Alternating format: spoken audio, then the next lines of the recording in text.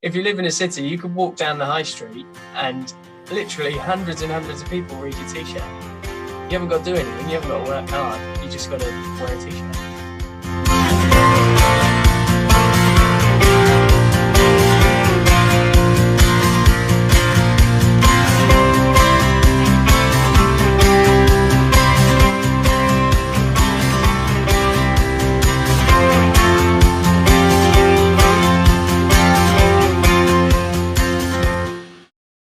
Hi beautiful beings, it's Rebecca the Vegan Pixie Warrior and welcome to my YouTube channel. If you haven't been here before, my channel is all about promoting animal rights activism and helping you to inspire others to get active.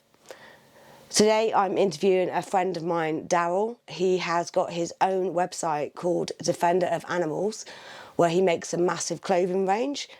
All of them are absolutely brilliant. And I wanted to share his story with you in case there are any fellow artists out there that want to make their own clothing range and not sure how to do it. And hopefully Daryl can give you some hints and tips. Daryl, how are you today?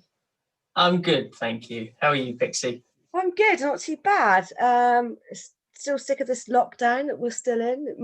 Hopefully it'll be over by the time this goes out, but you never know. Fingers crossed. So, the sun is shining at last. The sun is shining, yeah, definitely. So you and I met because I was invited into a little chat group in September, but we haven't met in real life yet, but we've been chatting. No, not in the flesh. No, not in the flesh. And just for people that don't know, I know the story because we've talked about it in the chat group, but when did you go vegan and what was it that made you go vegan?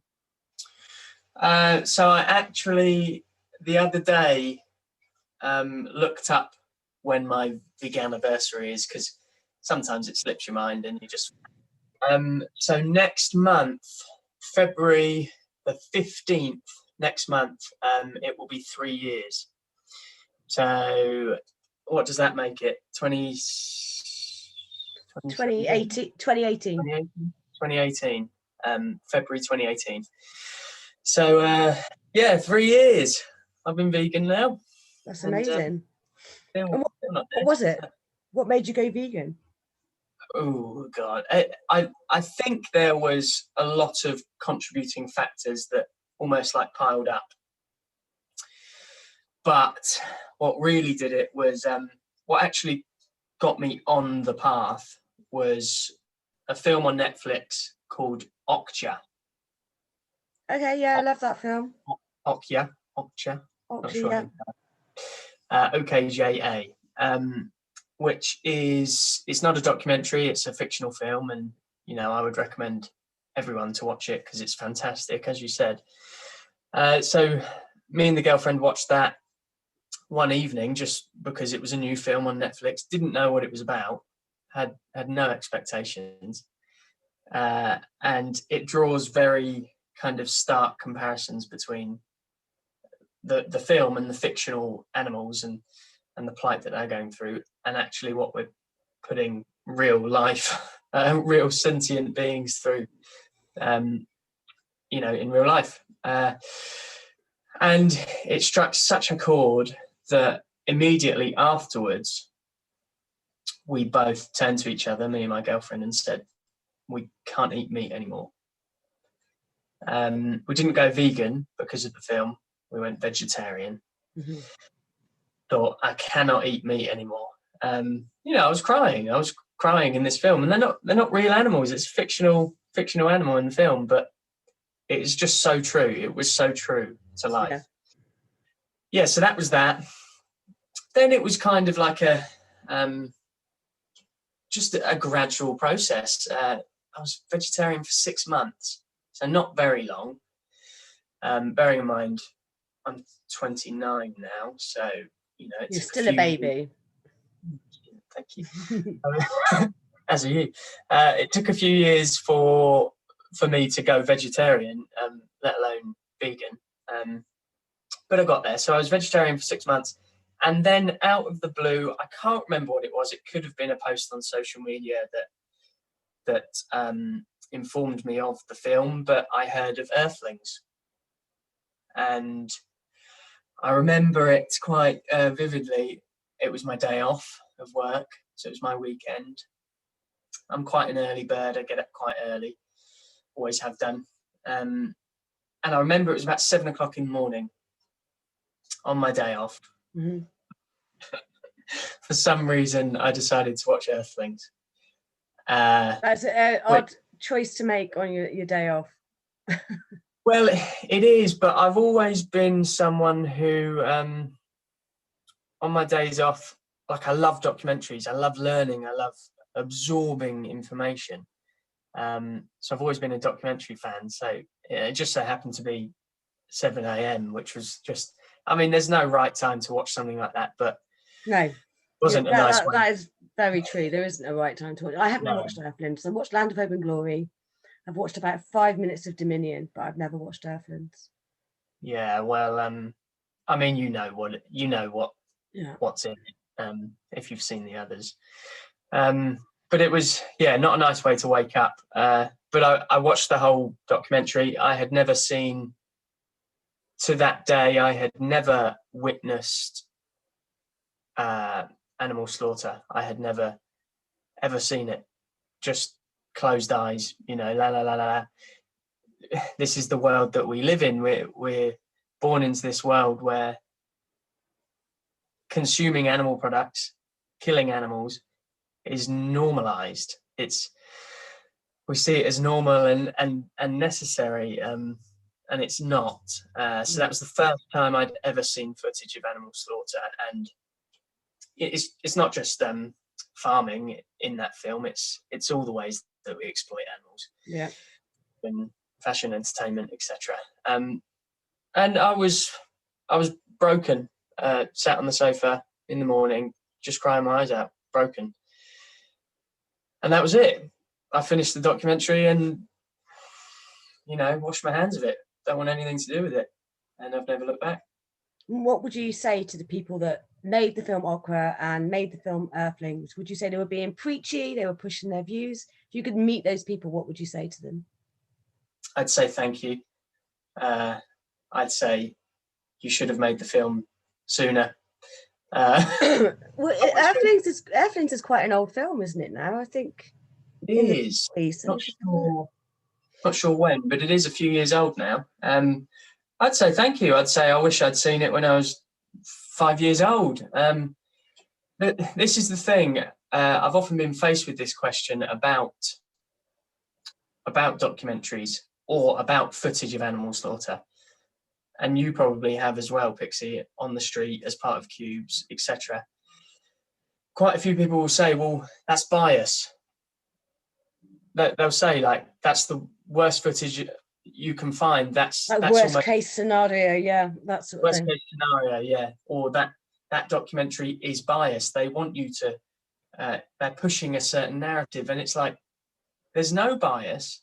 They're not, well, yes, of course they're pushing a certain narrative, but they don't have to. This footage, there is no bias about it. This footage is what we are doing to animals, and you cannot say that it is right. It is abhorrent and it is wrong. It's cruel.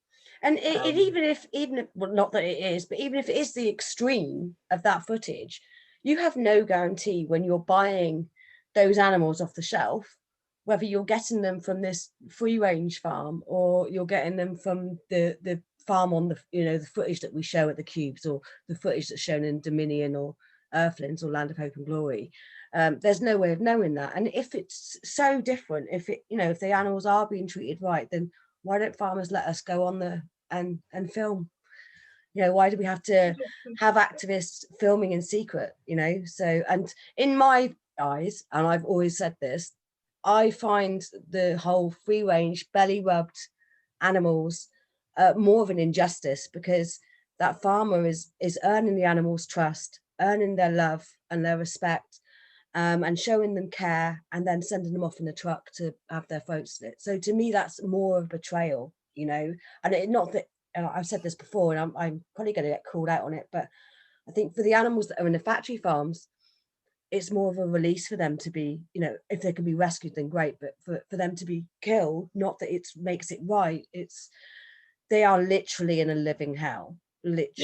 Yeah, they're actually, yeah, as you said, not that it makes it right, not that it makes the act of murder right, but they're actually being put out of their misery. They have lived their life in the worst conditions imaginable. They are actually being put out of their misery. Whereas the others, they've built trust to their farmer that is feeding them on a daily basis. Belly rubs, yeah. But it's awful. I mean, I've stood outside of my local slaughterhouse, which is just cattle, and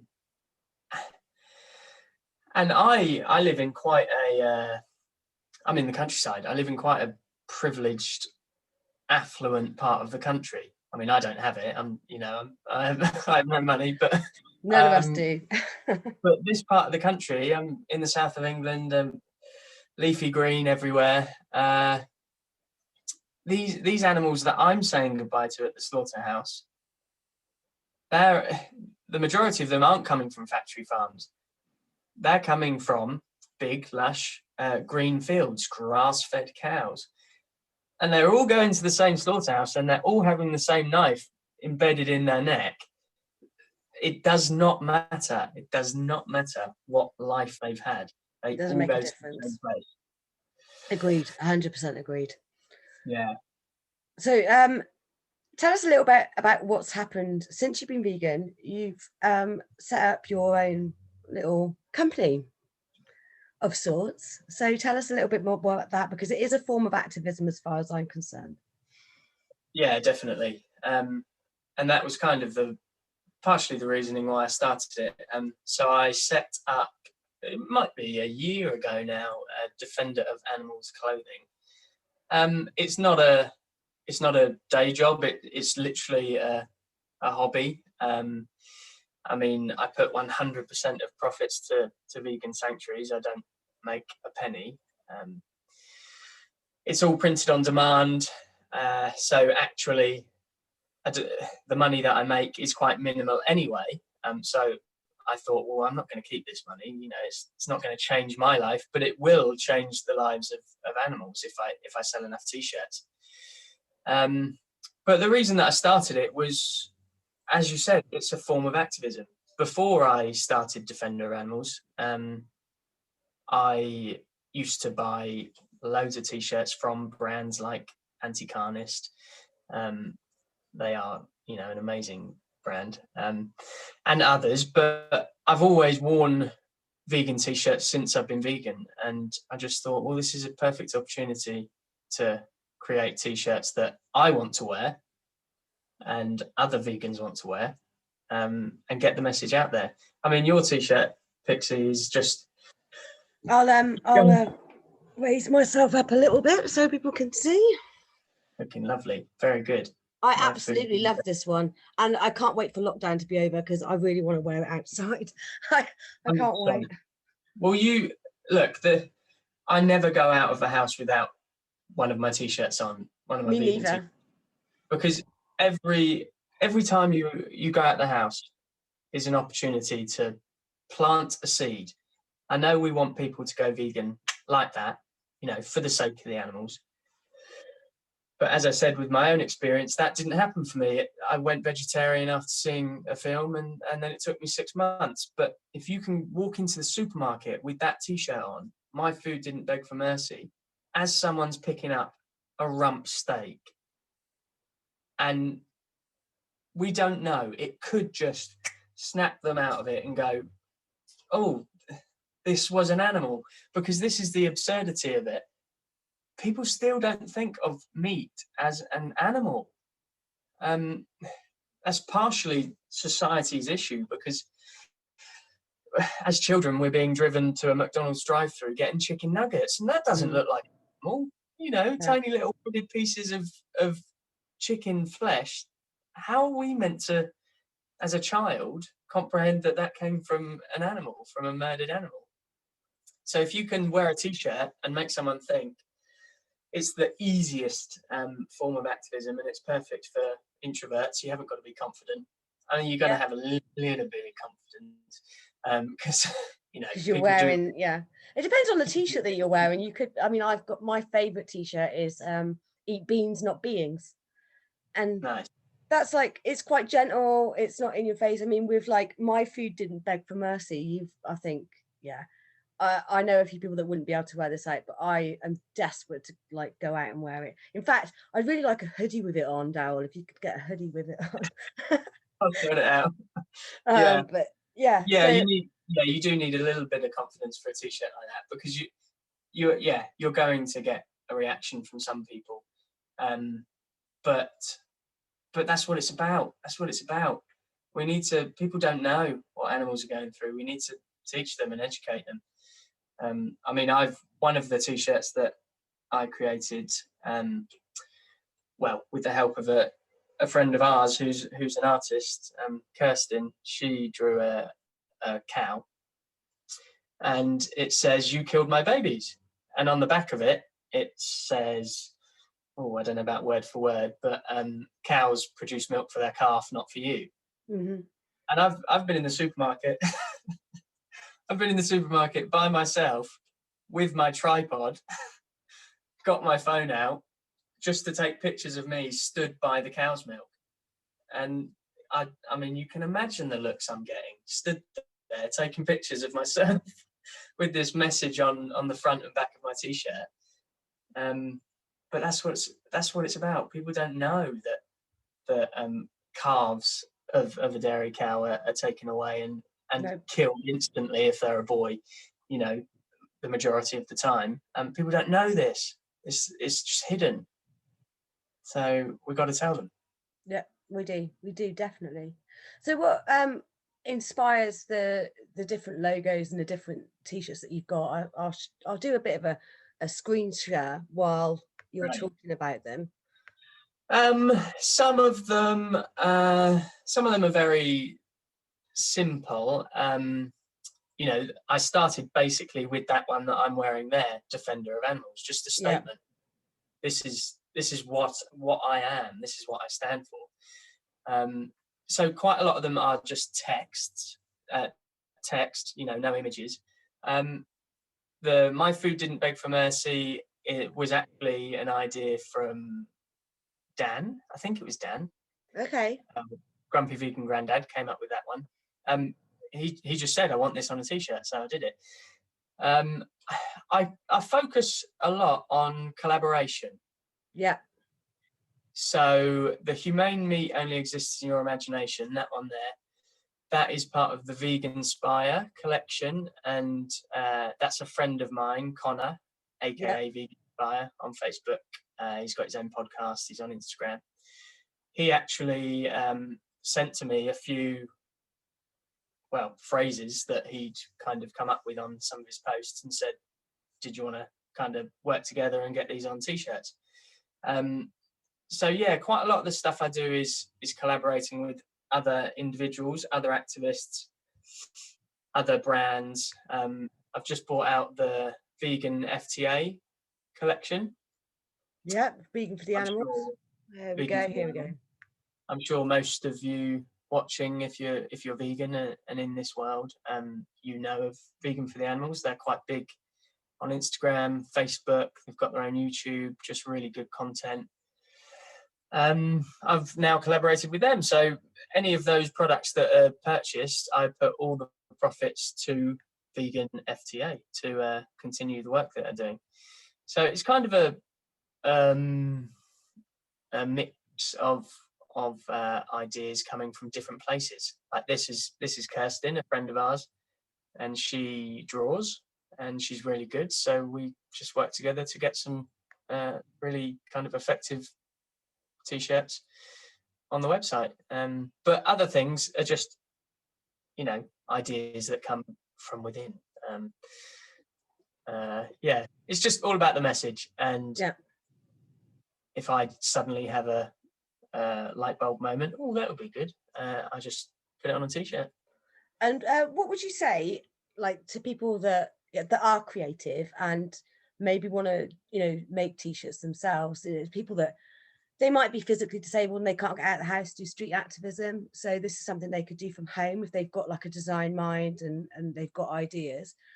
How would they be able to get this set up for themselves to do the same thing as you? It's so easy. It's like surprisingly easy. I'm not creative, as in I can't draw. I can't paint. I'm not creative in that sense, which is why most of the designs are text based. But I run the brand through essentially through another company, which is the print on demand clothing business, and they're called T-Mill, Teemill. So anyone can go on there and set up their own business, their own brand, call it what they want, design their own website, and upload their own designs. So it is super simple. And as you said, if there's someone that potentially can't go out to street actions or protests, this is a way of making sure that you're having a positive impact and effect on the animals' lives by getting that message out there and advocating for animal rights. It's pretty simple, but I would highly recommend T-Mill to anyone, because all the products are obviously vegan friendly. There's no animal ingredients or products within the ink, which is important. When you're buying a vegan t-shirt, you want to make sure that it's vegan. Yeah, so great in that respect. They're actually based in the UK on the Isle of Wight. That's where their factory is, and it's all like sustainable, ethical. It's a solar powered factory. Like they're doing amazing stuff. All the packaging is paper. There's no plastic packaging. It's just a really great company, and all the cotton in the products is organic. It's just a really good company to support. And anyone can start their own brand, and that's the way I did it. And that way, it's printed on demand. There's no stock. I'm not inundated with t-shirts piling up around the house. Like yourself, Pixie, you go on there, order a t-shirt. It's shipped out by T-Mill. It's just really good. I'll definitely put a link to them, and there's a few others that I'm aware of as well, but I'll pop a link in the description so people can find that. And also I'll pop a link to your website so people can find that and buy some t-shirts. Because like you said earlier, 100% of your profits go to Sanctuaries. It used to be 50%, and you've recently changed that to 100, haven't you? What animal sanctuaries do they go to? So they go to two sanctuaries. One is Pear Tree Farm Animal Sanctuary in Somerset. I've been there. I love that place. Yeah, I remember we spoke about it. It was just lovely. Run by just amazing people, beautiful people. Really nice part of the world. I would recommend anyone to go. When COVID's kind of passed, they have an Airbnb on site, which is actually how we stumbled across it, because we were going away for the night and we thought, oh my god, there's an animal sanctuary with an Airbnb, which is just amazing, because I've spoken to the owners, people that run the sanctuary, and they've said the amount of non-vegans that they get, coming for a night or 2 nights to stay there, and then coming out in the morning to see them feed all the animals. And then all of a sudden the conversation starts, well, why are these animals here? And they said, well, we've saved them from slaughter. People are buying animal products. These animals are being killed for it. Yeah. We've saved these animals. It's just that conversation with non-vegans. So I love the fact that people can go and stay there, because that's the aim, isn't it? Let's get non-vegans. Animal sanctuaries, let's teach them. But it's a really nice place, and I'd recommend anyone to go and support them. You can go and volunteer there for the day as well. I've got a friend who volunteers there all the time, and she invited me, and it was because I work full time. It was really difficult to try and get time off to go. But it was my week off for my birthday, and I went and we cleaned out the bedrooms for the goats and the pigs that day, like mucked it all out, scrubbed the floor. The owner said, I've never seen that floor so clean. Like properly scrubbing it. And then we were putting the pigs to bed, and I can't remember his name, but there's one of the little pigs, and he was like running off around the garden, and he wouldn't go to bed because all the other pigs just like straight to bed. It was amazing, especially the big ones. And this Yeah. little pig, I was running with him and I was patting my thigh like he was a puppy, and he was just running with me. And it was Oh, so cute. And he was looking up at me and I was looking at him, and it was just like, it filled beautiful. my heart. Yeah, it was just When was stunning. this? When was this? So it would have been 2019, that was. Yeah, So so I mean, I don't know. It could have been Stompy. I know I think it Stompy's one of might have been Stompy. Stompy's part of a pair, Stompy and Inca. Yeah, I think it was Stompy. And yeah, they're beautiful. They're really big now. They're really big now because I went back. I don't know, 6 months ago was it? And the size, they're all growing. Yeah, but beautiful sanctuary, really nice. So I put 50% of profits to them, and then the other sanctuary is Springwood Sanctuary, which is actually a horse and, well, primarily a horse sanctuary, but they've got a couple of donkeys as well. So they used to be local to me in Sussex, in the south of England. They've now relocated to Wales, a beautiful plot of land that they've got in Wales. Yeah, so that was how I came to know them, because they were local to me, and I did the odd day volunteering, and just kind of fell in love with the horses and with the donkeys. And they're all saved from various different circumstances. The donkeys from petting zoo, most of the horses from the racing industry, and things like polo and etc. Yeah, run by, again, amazing people. I think the herd is about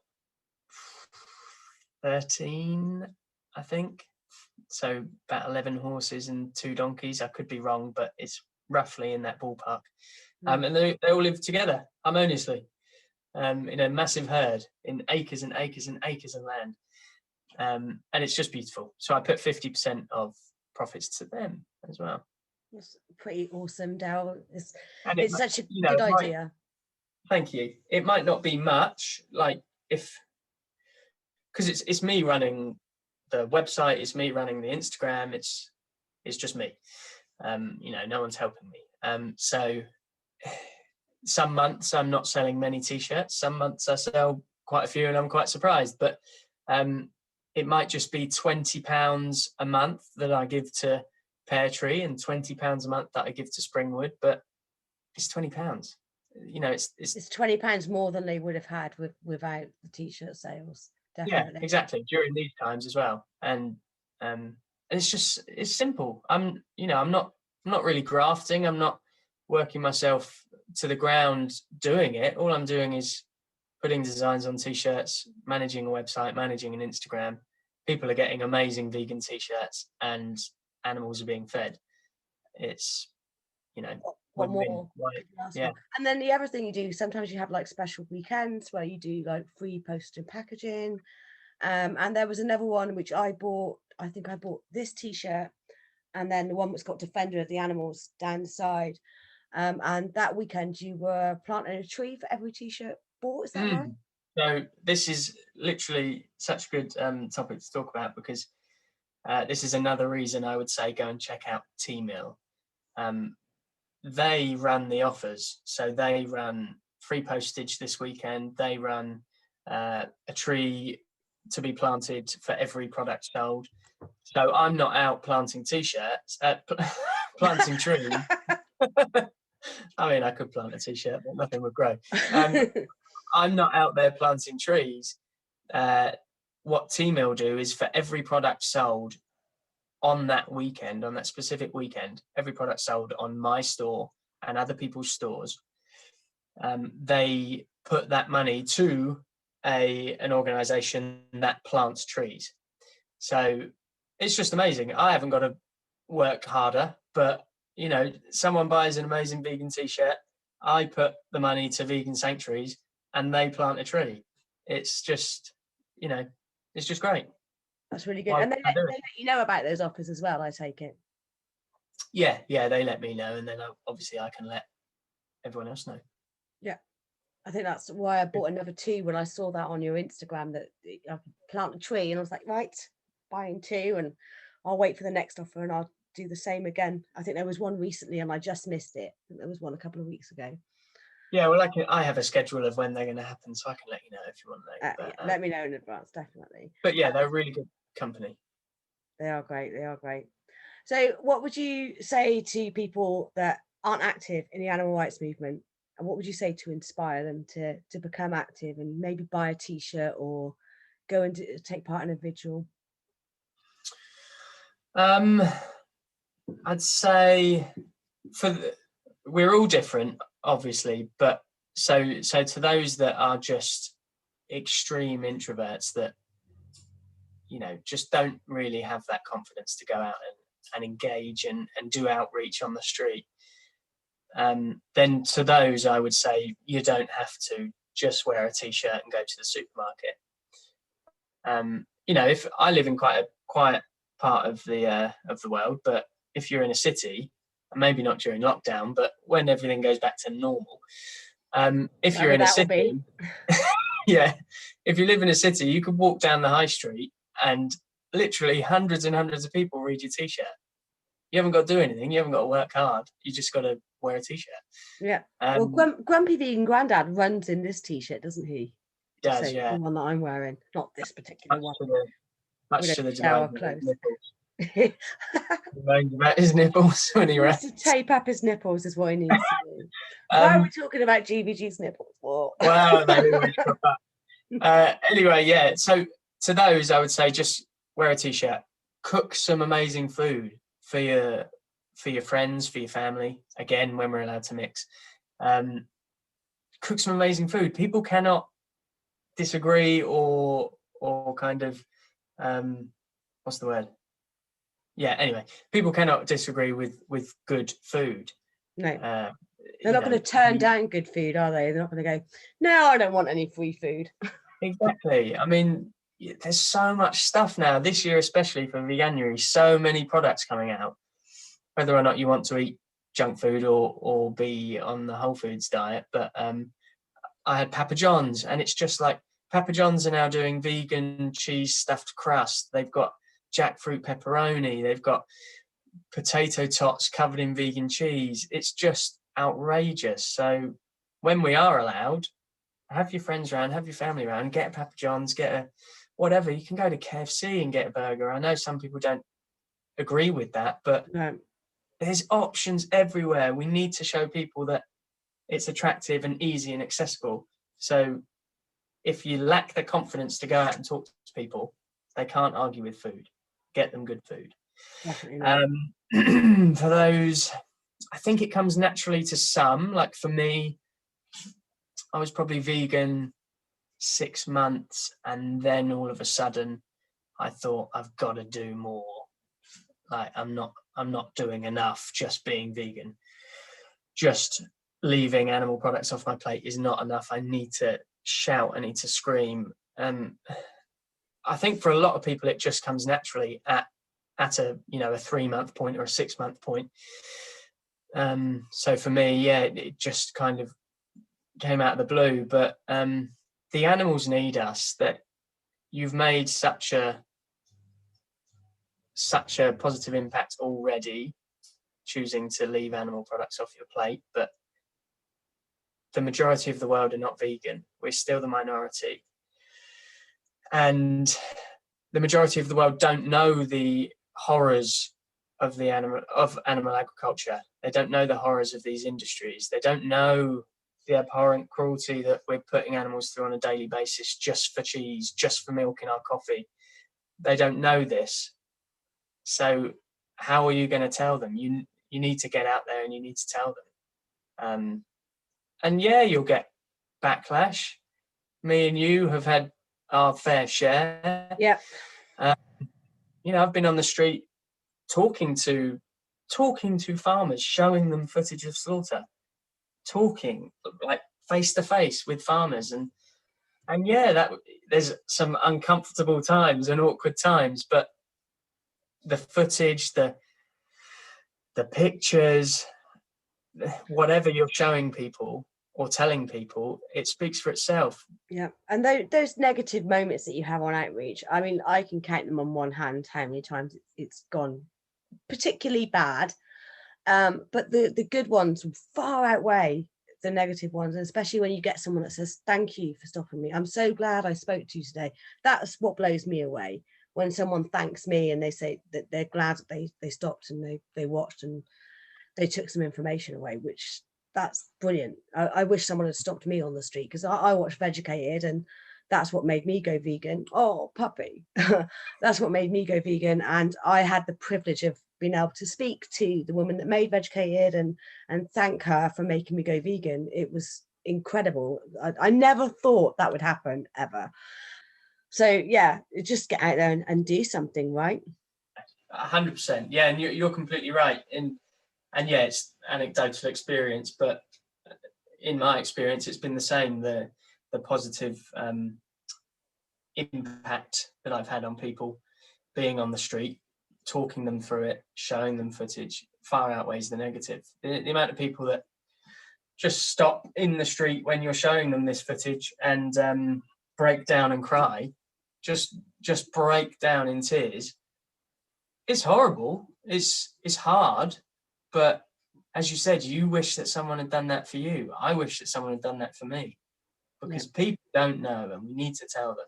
And that's why we need to be active for the animals. It's not for us. It's not to make us feel better. Quite often it has the opposite effect. You know, there are some really dark days with the stuff that we expose ourselves to. Some really dark days when I go to the slaughterhouse and say goodbye to beautiful cows, most of which I see are dairy cows. I'm kind of destroyed for about 3 days afterwards.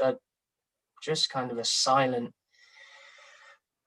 wreck, just trying to kind of comprehend what I've experienced. Yeah. The fact that no one else seems to care. It's hard. Don't get me wrong, it's hard, but it's nothing compared to what the animals are going through. No, not at all. And I find that vigils for me, I mean, I kind of burnt myself out when lockdown lifted a little bit over the summer. I was out of work still. I was being furloughed. I thought I'd been made redundant, and I went to a bunch of vigils. I mean, I was going to like 3 or 4 a week. It was too much.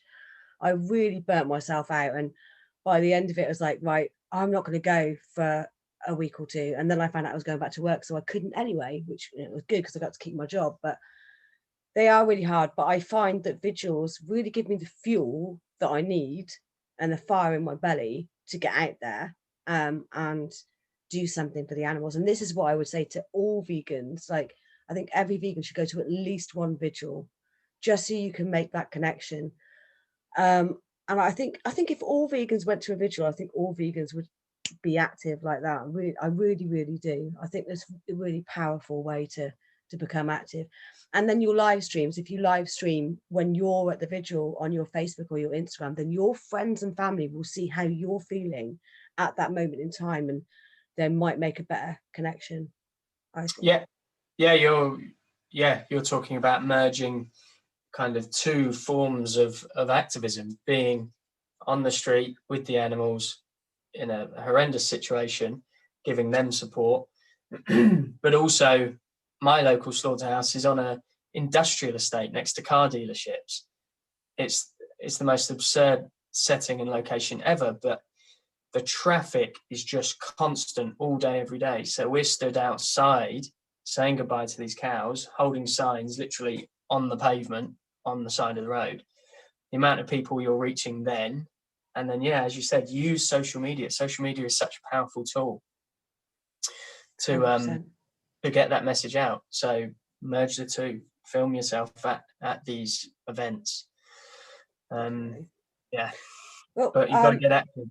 We've got to get active, 100%. I just want to say a massive thank you for agreeing to come on my channel. It's great to talk to you and get you all to myself rather than sharing you with the rest of the group. We never get to talk. That's the only reason. But yeah, I hope everyone enjoyed this and they'll be inspired to go and grab a t-shirt or set up your own t-shirts. And I'll pop all the links below into the animal sanctuaries as well that Daryl's talked about. And thanks again. That's very kind. Thanks, Pixie. I really enjoyed it. Thanks, everyone. So I hope you enjoyed that video, and I hope it's inspired you to get some ideas of how you can make your own t-shirt range. And if not, and you're not artistic, then buy one of Daryl's t-shirts. I'll pop the link below to his website where you can find it. Massive thank you to my Patreons who support me on my Patreon page. If you want to support me in making more content, then check out my Patreon link below. Thanks again for watching. Don't forget to hit that subscribe button, like and share this video, and I'll see you next time. Bye.